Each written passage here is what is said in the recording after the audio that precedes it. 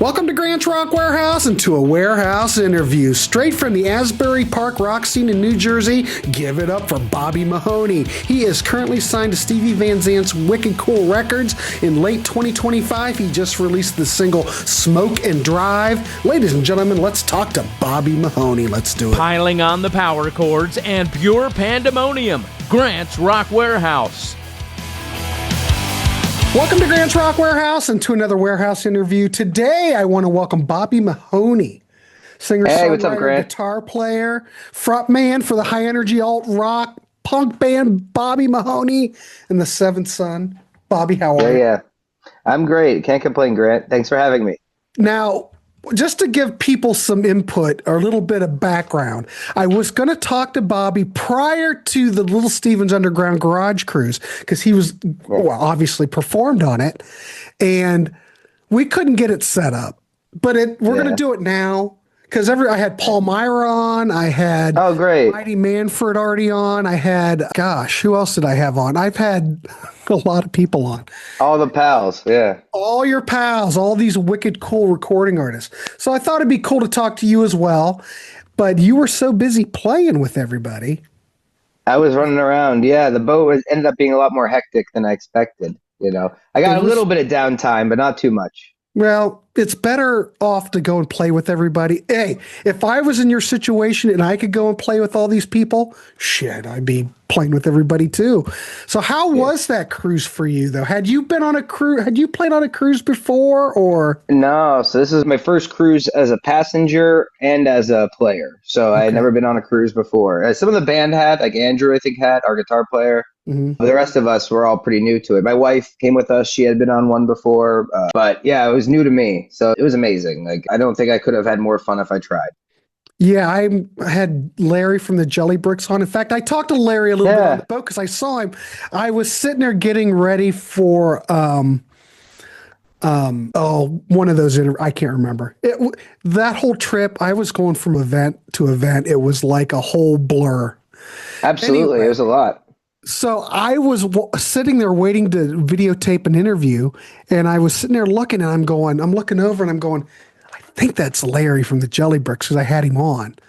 And I said, I think that's him. But I could talk to you right now, but then I'd be like in person, and I'd look across the room. I'm thinking, is that Bobby Mahoney? I don't know. Yeah, no, I do the same stuff. Yeah. I think, is that Grant? Yeah, I think so. So I went over and talked to Larry a little bit, and I said, damn it, you are him. But anyway, Larry's fantastic. And man, that Beatles set. Yeah. Fantastic. I heard it was great. I missed it. We were getting set up for a sound check at the Atrium show. So I know the only issue was trying to get to see everybody. It was like impossible to get to everything. And I went to a lot, I did, of course, take a nap once in a while, but not too much. I was pretty much going. There's no way to see everybody. That's the thing with that cruise. Now, I normally go like on the 80s cruise, and it's a bigger ship. It goes for a week. There's not as many artists. The thing with the Little Steven's cruise, though, I get it, but it makes it really hard for anybody who's a passenger to see everybody. It's really jam-packed for the amount of days. And at least with the 80s cruise, you can get to see everybody. You see what I mean? I mean, I think it's fantastic, but man, it was a lot. I had people saying like, we usually try to catch at least one set of everybody. Even if they can't get to both, they try to catch at least one. Yeah. And No, but I just like to see, I really want to see the whole set. But I did see the whole set of the Beatles. That was fantastic. That was worth the whole to me. To see everybody playing with each other. Yeah. I love that. I love that stuff. I was seeing the videos after the fact, and like it was just cool to see like Steve Conti playing with them, and Palmyra and everybody. It was just cool to see them doing that. That was cool. So anyway, go ahead. Yeah, it was just such a great community event to be part of it. It meant a lot. And it was like rock and roll summer camp for us. Yeah, and I thought it would be cool. Maybe we could talk on the ship. Now that I realize in my monkey brain, that sounds like a great idea. In reality, it's very hard. So anyway, I was going to start off everything, and I always ask everybody this question when I get started. You've been, 20 years probably going, releasing records, playing, You're 20 years, 10, 20? 15. 15? I started. Yeah, I've been playing out since I was about 15 years old. Like, doing it kind of. And I'm 31 now, so Oh, about 15 years. Yeah, you're just a baby. kind Just a of. Yeah, I'll baby. take it. I'll Well, take let's it. go back. Well, I want to go back in time just a bit because I always ask this for people who I'm talking to because I'm always fascinated by this. Because my come to Jesus moment was when I was 10 and I heard the Beatles. Did you have a moment when you were a kid where things just opened up and you Yeah, heard like some track or a band that just changed your life and made you determined to this is the pathway that I want to go down? there's a couple of things that come to mind, but two of the most formative moments was when my mom brought me to see Springsteen for the first time Okay. on the Magic Tour in 2007, I Mm-hmm. think it was. That blew my mind.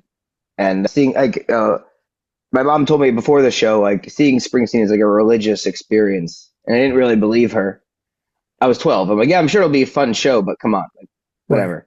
But then I loved the whole show, but when he played Born to Run in particular, and like all the house lights come up, and it just hit me like a ton of bricks. I was just crying, and it really hit me. I was like, that's what I want to do.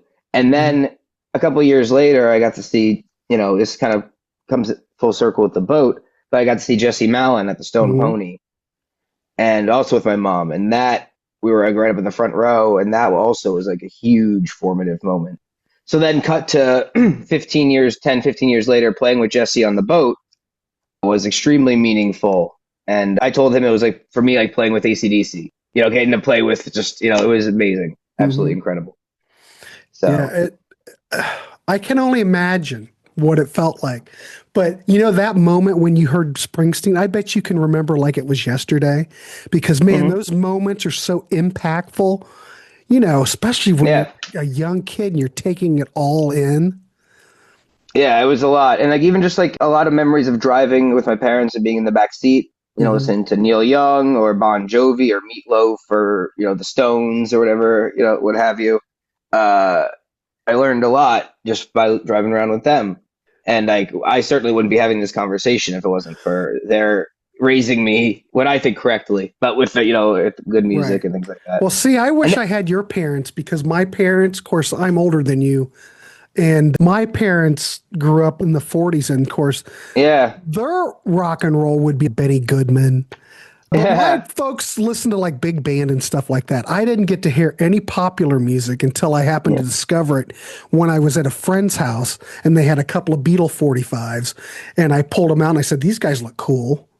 yeah. No, I that's don't know awesome. what That's this yeah. is. I don't know what these guys are, but the pictures are cool. It's like I want to hold your hand or she loves you. And And that then it's would a be whole my world. entry. It That's opened it. up my whole world. That's awesome. When I first got my mom tried to learn the guitar when she was a kid, and it didn't Mhm. really take. So then my grandfather kept her old like nylon string, and then I was like 10 years old. They asked, "Hey, Pop, can you bring that old guitar over?" And he showed me how to play. He tuned it up. He showed me how to play some Johnny Cash, and then he was like, "Here you go." And I started to learn "Heart of Gold" by Neil Young, Mhm. and that was from there. That was really it.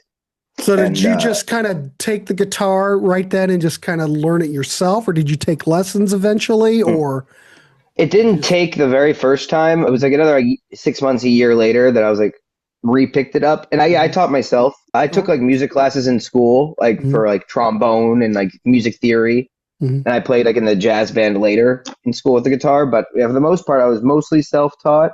I had a couple hours of time with this Canadian guitar player who spoke barely any English. My grandfather had me hang out with him a little bit, and he showed me a couple of things. But it was a lot of trial and error, a lot of YouTube. Like honestly, the internet nowadays, anyone can learn anything, obviously. So like Yeah.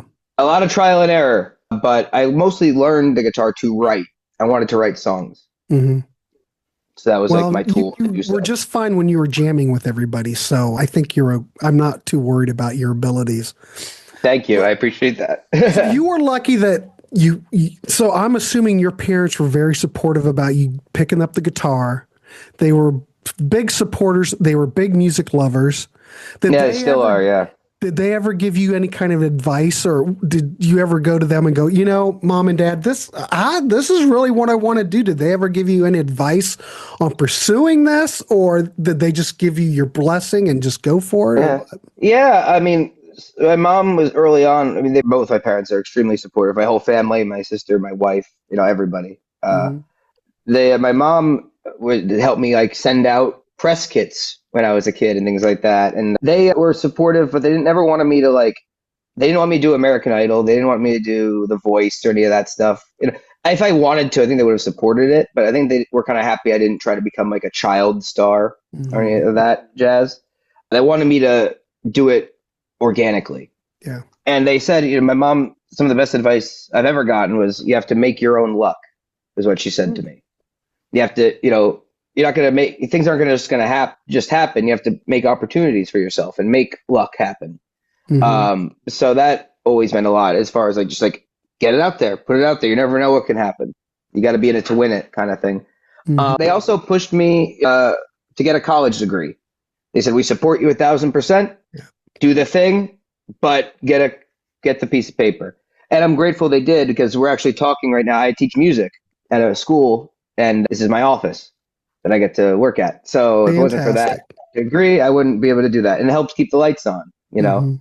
I joke around and say, being an international rock sensation doesn't always pay what it used to at times, So helping, and honestly, teaching affords me the ability to say no to other gigs and things like that when I don't want to just take everything. Mhm. But I'm very fortunate, and but my parents pushing me to get a degree was certainly a good choice. Damn, Bobby, you were a lucky man. You had the right people pushing you. And I totally agree with them.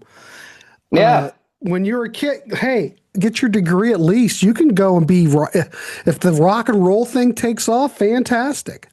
But man, that's it. with no real music industry anymore, hey, it's not 1980s. It's not the early 90s. It's not the 70s when things were, See, that's what I Yeah, miss. And I'm glad I grew up then, because back in the day, I've talked to people about this, but you're a little younger. You might not remember. But before we had the internet, all we had to rely on was like Cream, Hit Parader, Rolling Stone. We never looked at Billboard, yeah, but I yeah, guess you could look at Billboard, but maybe those rock and roll magazines to get any kind of information. And yeah, back then, music was an event. There would be like a Todd Rundgren album coming out, and they would talk about a Rolling Stone. Oh, it's coming out May 16th. There'd be a buzz or around yeah. it. There's no buzz anymore. It's like, Uh, I don't want to. I'm so glad I grew up in that era, though, when we looked at rock and roll as I don't know what to call it, but well, it it's like seems to for be all me, and gone.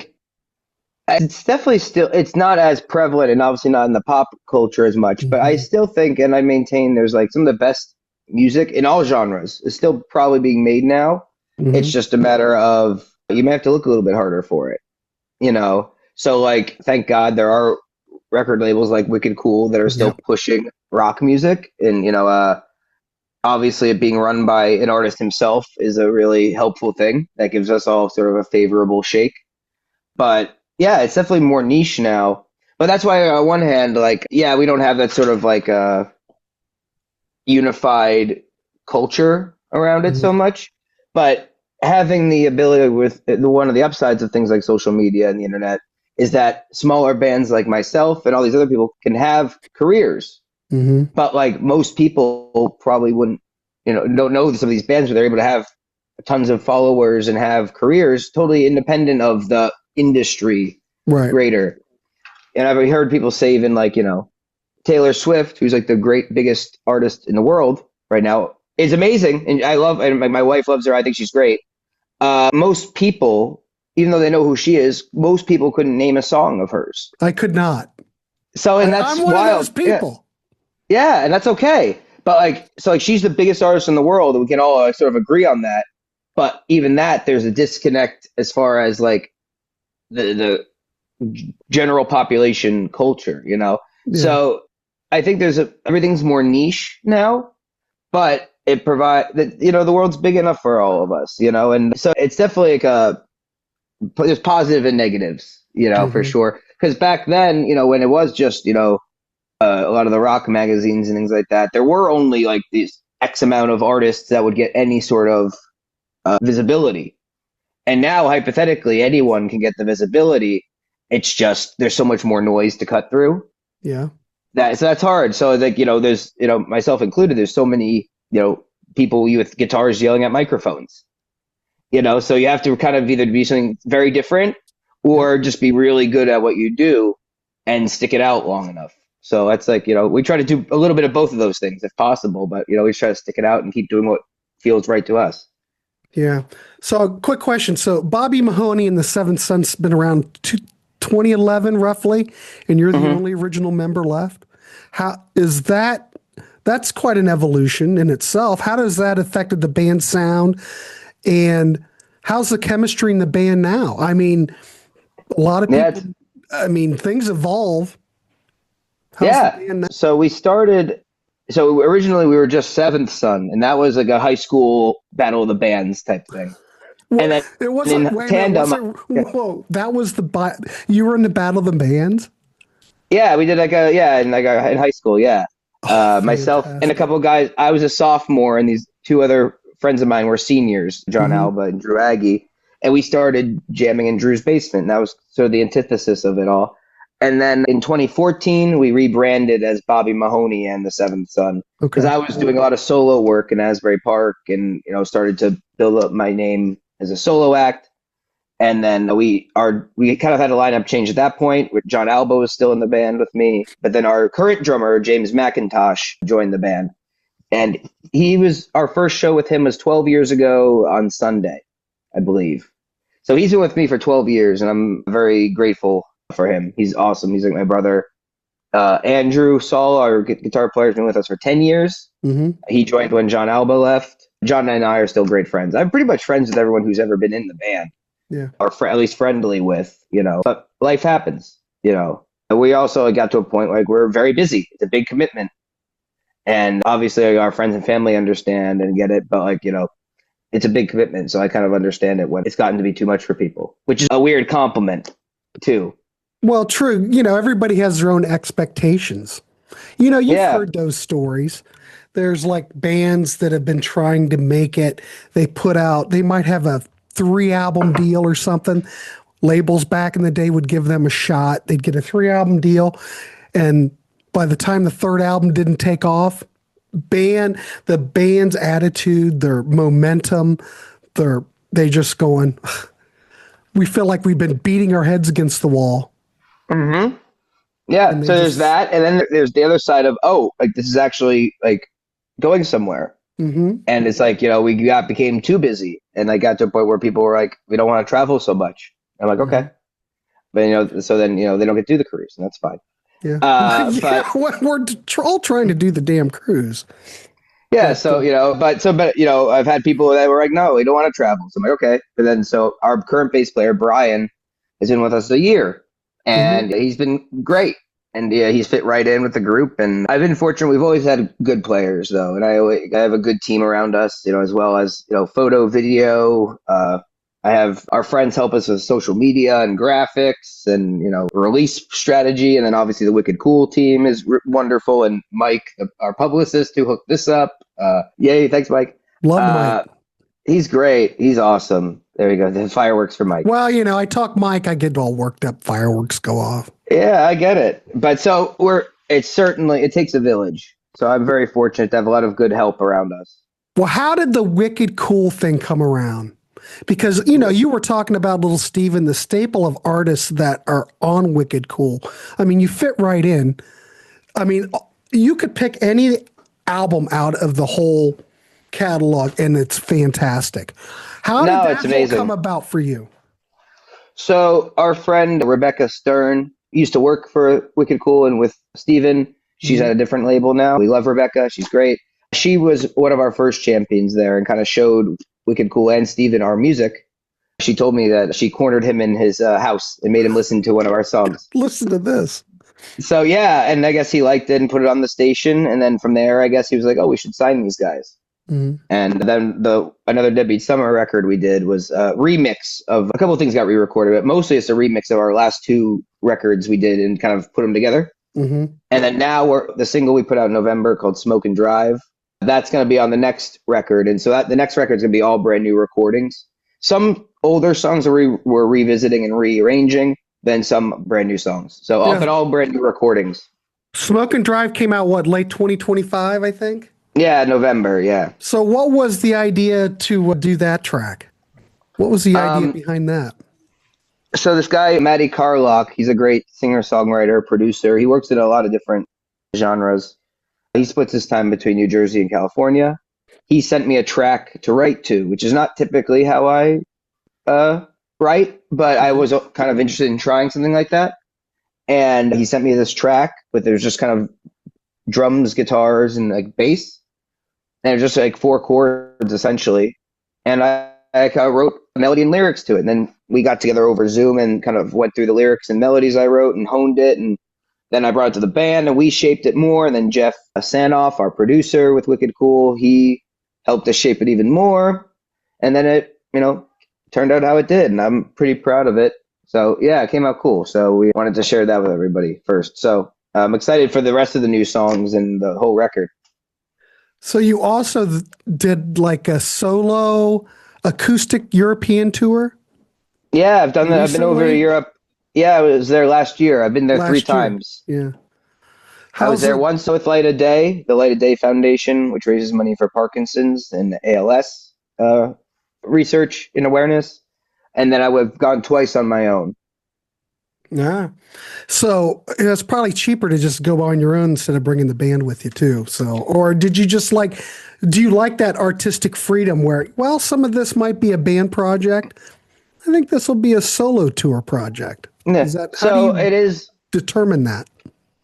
A big part of it is money, because I would bring the band if I had the means to do so.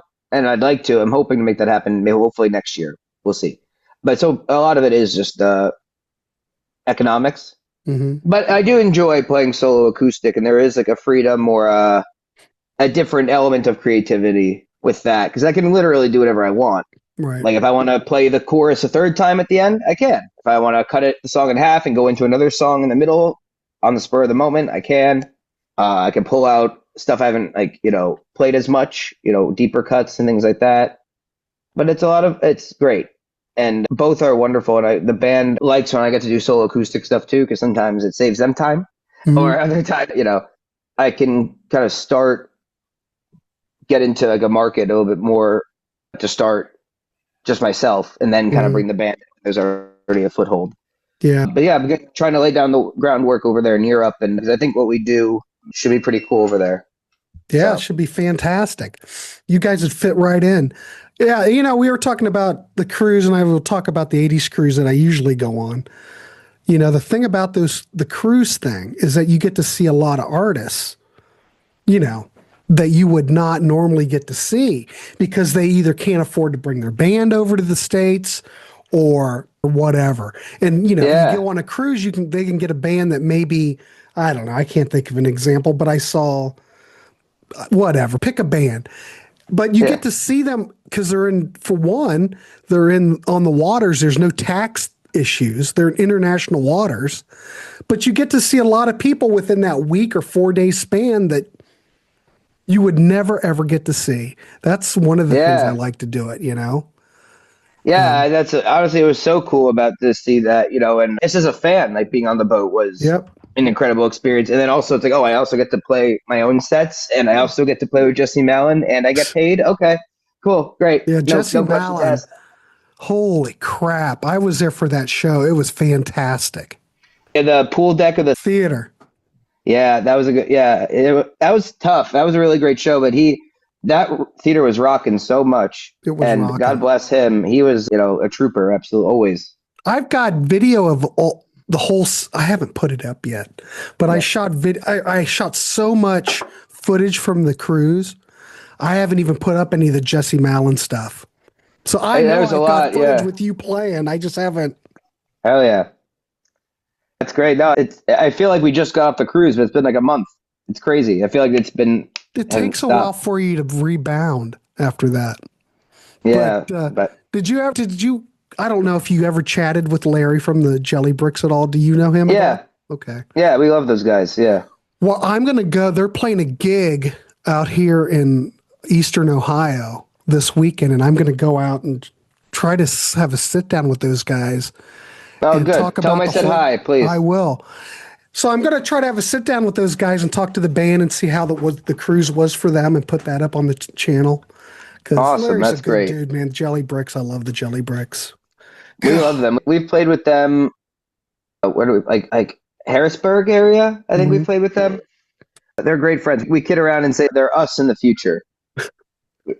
They've been around a while, but man, they still sound fresh. Yeah, their new songs are great. The new record is awesome. Yeah, So, fantastic. So Yeah, we what do love we them. have? What's in store for you in the future, though? You know, Well, so we're working on that next record. So we're 9 songs into that record that we're working on. I'm always writing. I always have different songs at various points in the pipeline.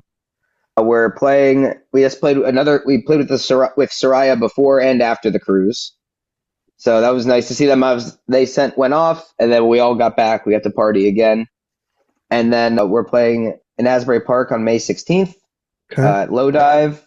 We're playing in New York City with the Dolly Rots, another great, cool band. they were fantastic on that cruise as well. They're awesome. So we're playing with them at Bowery Palace, formerly Bowery Electric in New York on June 13th, 12th.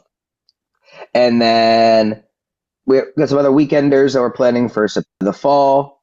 You know, I'm not sure. We're going to get back out to Pittsburgh, hopefully. I'm not sure if we're going to make it to Ohio quite yet again, but we'll get back out that way soon. We love Ohio. We've been to Cleveland a bunch. We've been Cincinnati. We've done Columbus, you know. So. Well, if you come to Ohio, maybe, I don't know, I would love to just sit down like before the gig.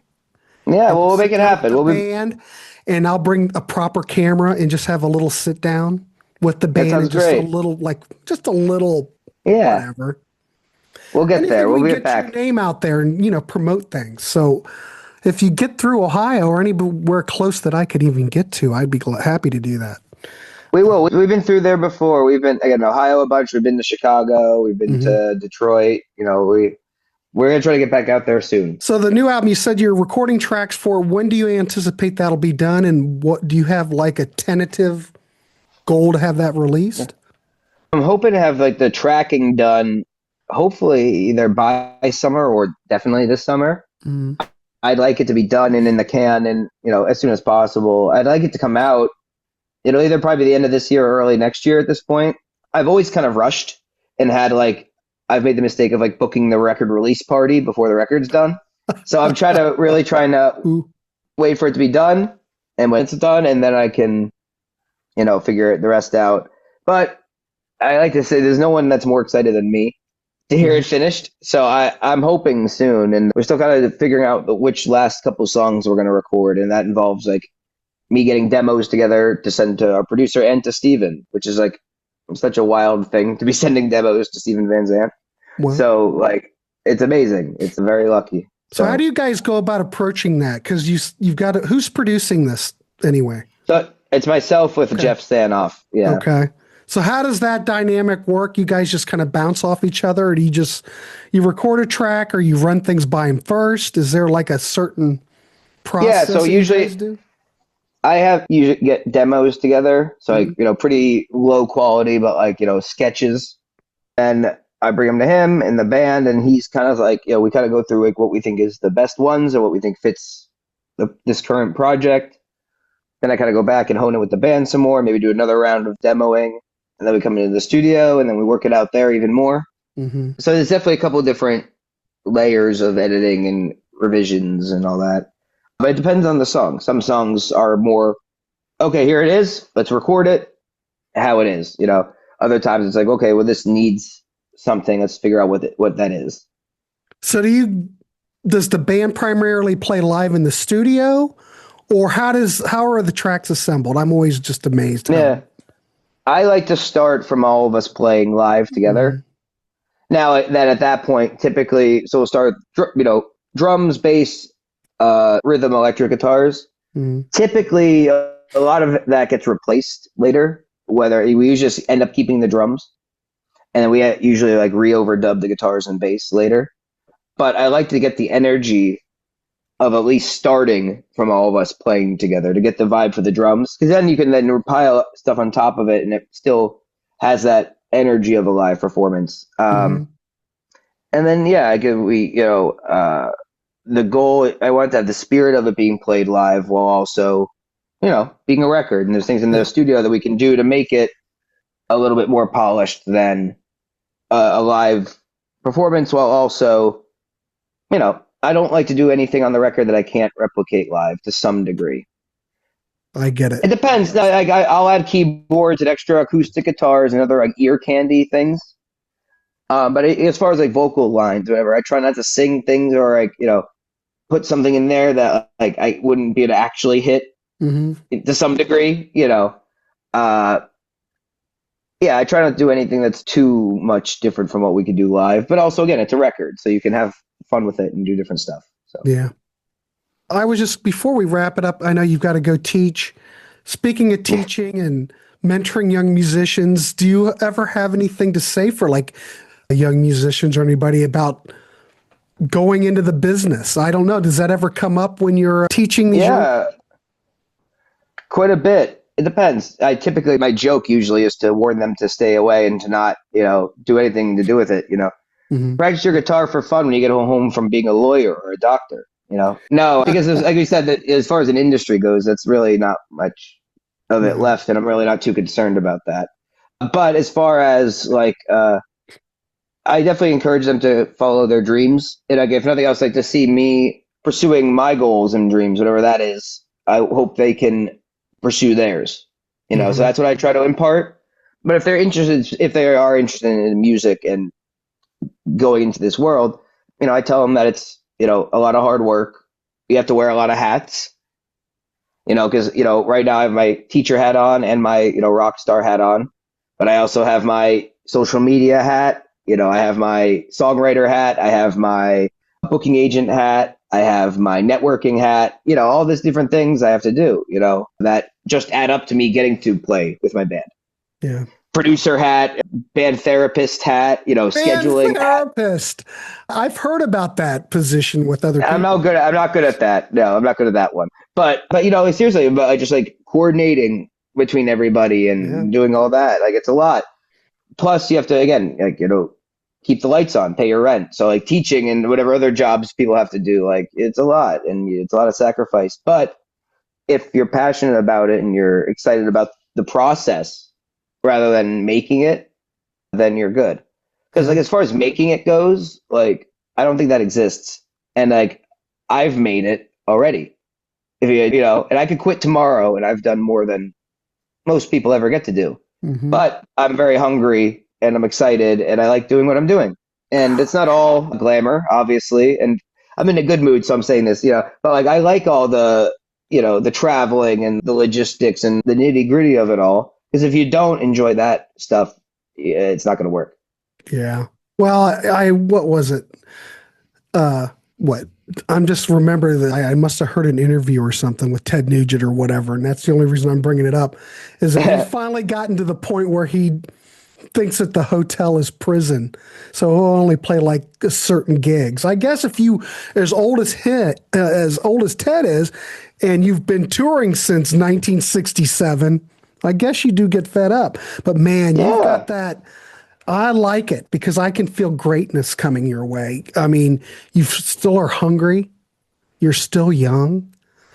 Man, there is so much that you can do, Thank you. I appreciate that a lot. Embrace the teaching, embrace this, play the gigs. And I totally get it. Get on the cruise and jam with everyone you can. It was fantastic. Yep. Thank you. Yeah, my goal was I wanted to be the mayor of the boat. That was my goal. I don't think I want them to not be able to imagine doing it again without me. That was the other goal. So we'll see. I think Michael DeBar was the mayor of the boat, though. You might be. That's fine. I'm okay with that. I got to shoot for the moon, right? You got to try to, dress for the job you want. No, but yeah, Michael is definitely the mayor. But it's just that I wanted to be around. I wanted people to be seen. I wanted to be seen, and I wanted to make a good impact. So I hope being around him though on that ship, there is Michael DeBar has a certain aura. Yeah. He's got swagger. I've never, met him before, but that guy has a certain aura. Yeah, absolutely. You just can feel it. But that's what I'm saying. He was the mayor of the boat. Yeah. That's fine. I'm okay with. I can accept that. Fantastic. All right. Well, I guess we can wrap this dog up. Bobby Mahoney. Yeah, Grant. Fantastic stuff. Thank you for having me. I appreciate it. And again, I'm sorry it didn't work out on the boat, but I'm glad this is better. It works out. It works out. We're chatting. I'll put links down below so people can find you. Actually, if there's any other links you want me to put down there, I will. Thank you. Anything, but I can probably find everything. Yeah.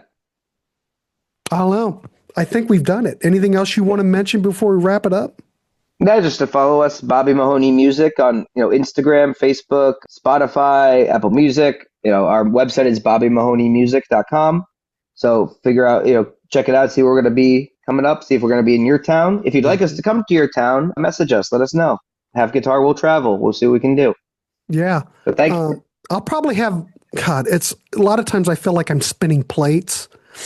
Yep. I might tell Mike, just say, Mike, if Bobby's coming through Ohio, give me just a little nudge so I know. I'll let you know. It'll be probably definitely not to the fall, if not honestly next year, but we hope to be back for sure. Okay, cool. Let's do a sit down with the band, just a brief thing, like with you guys sitting up on stage or something. Just a brief interview, just to talk about where things are at. I think it would be fantastic. Sounds great to me, Grant. I appreciate your time. No problem. Ladies and gentlemen, Bobby Mahoney. Give him some love. Links are down below. Please like, subscribe if you have not, and be sure to check out Bobby's catalog and go to Wicked Cool. Give Wicked Cool some love, and look, Grant Rock Warehaus. There'll be some videos coming up with Bobby playing for sure. So awesome. Check those out. Bobby, thank you. We will talk. Thank you, Grant. Have a good one, dude. Thank you. Right. I appreciate it. See you later. Bye.